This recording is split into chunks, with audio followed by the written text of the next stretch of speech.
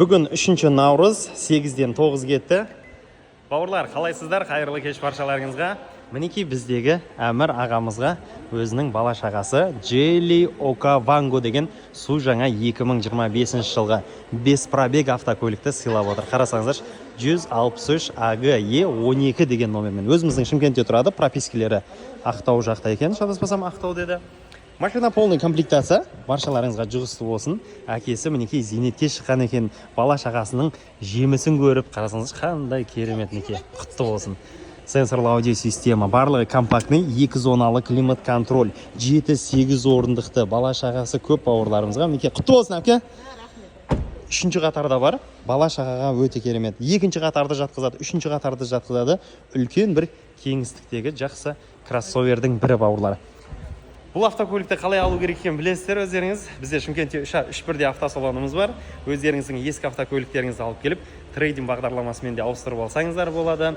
Наличкеге алсаңыздар болады және автокредитті де пайдаланып, автокредитпен де алсаңыздар болады. Артқа витті қарасаңыздар. Қараңыздар, қандай керемет. 2-1-де мұржаларымен, задний туманка дейді. Автокөлік ақ маржан түсте, клиренсі де жақсы және де титановый дискілермен қарасаңыздар. Шығарып бере бересің бе? Ана же естен шығарамай алмасын. Мінекей, толықтай автозавод дейсіз ба, барлығы бар. Енді бұларда Starline керек емес, кілтінде барлық функциясы қамтамасыз етілген, толықтай линзалы оптикалармен, туманка.